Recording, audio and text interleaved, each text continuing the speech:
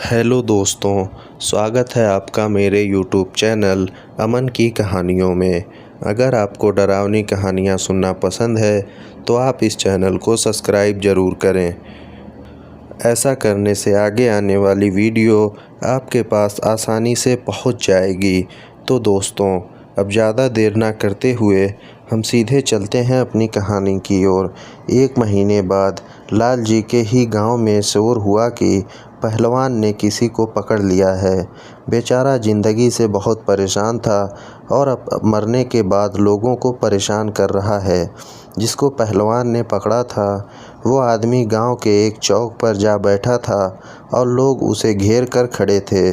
जब उससे पूछा गया कि क्या चाहिए तो उसने साफ साफ कह दिया कि लाल जी से कह दो दारू पिला दें मुझे, मैं चला जाऊंगा।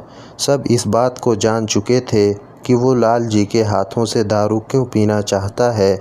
आखिर लाल जी उसके प्रिय जो हो चुके थे। सब उसे पकड़कर वहीं स्थान पर ले जाने की कोशिश करने लगे तो उसने पहलवानी करनी शुरू कर दी। एक व्यक्ति को एक तरफ फेंका तो दूसरे को दूसरी तरफ। वापस चौक पर पथली मार कर बैठ गया और कहने लगा, जब तक लाल जी के हाथ से दारू नहीं पी लेता मैं नहीं जाऊंगा। उसकी पहलवानी देखकर किसी की भी हिम्मत न हुई कि वो उसे दोबारा पकड़े।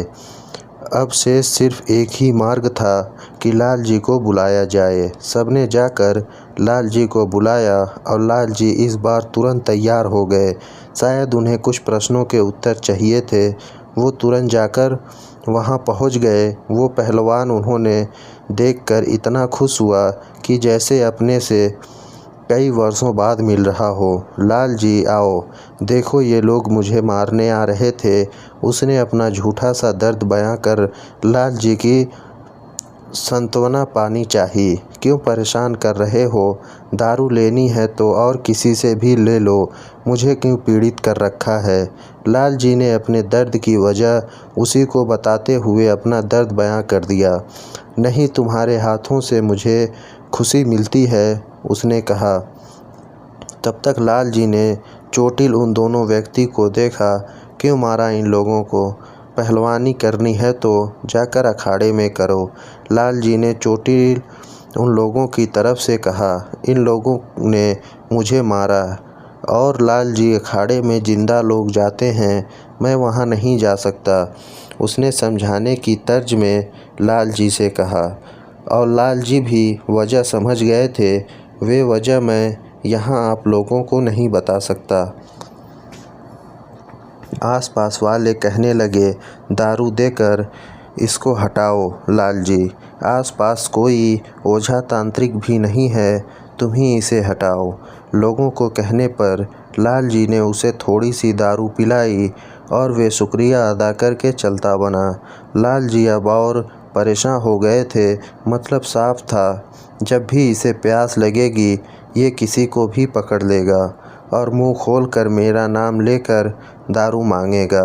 ना जाने कहाँ कहाँ बदनाम करेगा। इनके ख्यालों में लाल जी कई दिनों तक उलझे रहे और समाधान ढूंढने लगे। फिर एक दिन किसी दूसरे गांव में किसी शहर से आने वाले किसी आदमी को उसने पकड़ लिया और लाल जी का नाम और पता बताकर उनके हाथ से दारू पीने की इच्छा जताई। रात के करीब 11 बजे थे। गांव में 11 बजे का वक्त अत्यधिक आधी रात का वक्त हो जाता है। उस वक्त पर ही कुछ व्यक्ति लाल जी के घर आए, साथ चलने की प्रार्थना करने लगे, यहाँ तक कि पैसों की पेशकश तक कर दी। एक तो लाल जी का आलस और ऊपर से रात का वक्त, दोनों ने पहरे लगा रखे थे। मगर इतना परेशान उन लोगों को देखकर वे जाने के लिए राजी हो गए। वहां पहुंचते ही लाल जी को वो देखकर खुशी से बोला, आओ लाल जी। लाल जी झल्ला गए और गुस्से में उसकी सेकने लगे। क्या है बे साले, क्यों दुखी कर रखा है? ना रात देखे ना दिन। मगर वो फिर भी विनम्रता से बोला, बस तुम्हारे हाथ से दारू चाहिए थी। इतने दिनों से तुम उस तरफ भी नहीं आए तो देखा भी नहीं था। जान लेगा क्या मेरी नाम बदनाम कर दिया है। मेरा और ऊपर से मेरी खुशामदी करता है। अगर जिंदा होता तो तुझे मैं मार देता। लाल जी गुस्से में भद्दाए जा रहे थे। जान जाने का दुख तो मुझे है, तुम मुझे बस दारू पिला दो, मैं जाने दूंगा तुम्हारी उम्र बहुत है, उसकी चिंता ना करो। उसने लाल जी के गुस्से का फिर से सरल उत्तर दिया। लाल जी को कुछ नहीं सूझा। उन्होंने उसे दारू देकर विदा कर दिया और अब उन्होंने कई जगह जाकर कई ओझा तांत्रिक ढूंढे, तावीज़ वगैरह बनवाई ताकि वो पहलवान परेशान ना करे सके। मगर इन सब का कोई उचित नहीं हो रहा था, क्योंकि उसे सिर्फ लाल जी से दारू चाहिए थी, न कि लाल जी को कोई नुकसान पहुंचाना था। दुआ तावीज़ के बावजूद कहीं न कहीं से खबर आती कि फला गांव में फला आदमी को किसी ने पकड़ लिया है और वो लाल जी को बुला रहा है। लाल जी तुरंत समझ जाते और अनमने मन से वहाँ लोगों के आग्रह पर चले जाते थे। 4 गाली उसको देते, 4 गाली खुद को और अपने आलस को।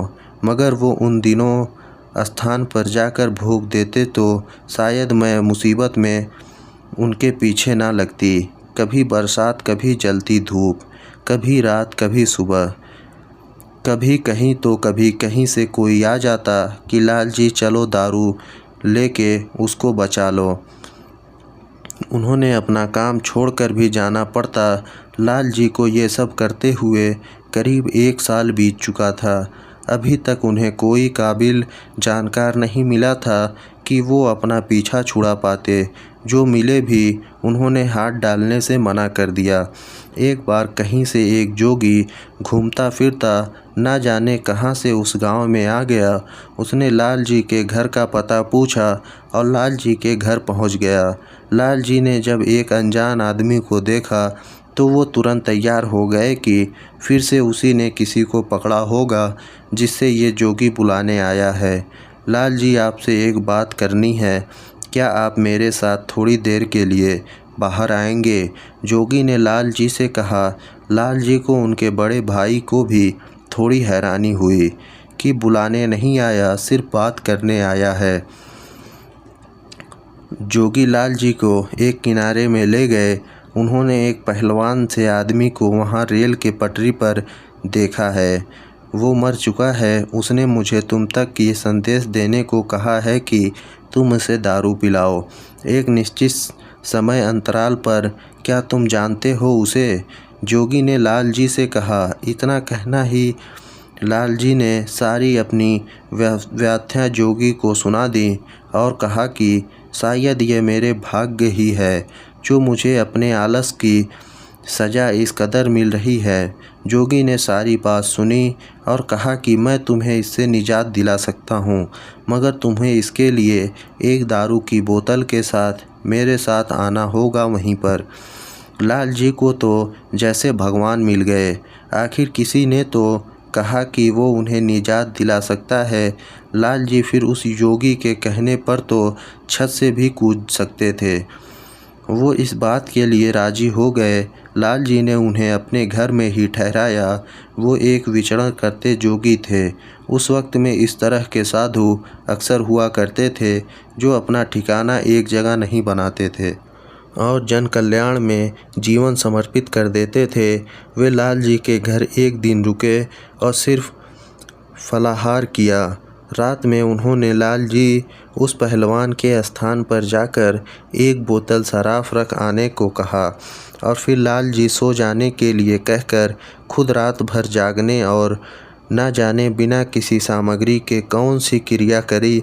सुबह उठकर उन्होंने एक डिबिया सी दिखाई। लाल जी ने उनको बड़े भाई और कहा कि इसे रख लो, जब भी कभी पहलवान से कोई काम करवाना हो तो ये डिबिया खोलकर थोड़ी सी शराब पिला देना, तुम्हारा सारा कहा मानेगा, लेकिन इस डिबिया को कभी खाली मत करना।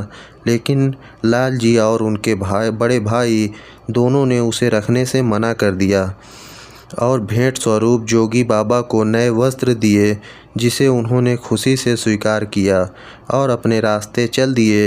लाल जी के लिए तो वो साक्षात भगवान का अवतार थे। तब से लाल जी ने निर्णय किया कि आलस को दोबारा हावी नहीं होने दूंगा और ना ही बिना जाने कहीं भी किसी को भी भोग देंगे। दोस्तों, इस घटना को जानने के बाद यह सीख मिली है कि लोगों को कहीं भी किसी को भी नाम से भोग नहीं देना चाहिए, क्योंकि हम नहीं जानते हैं कि उसे कौन ले रहा है।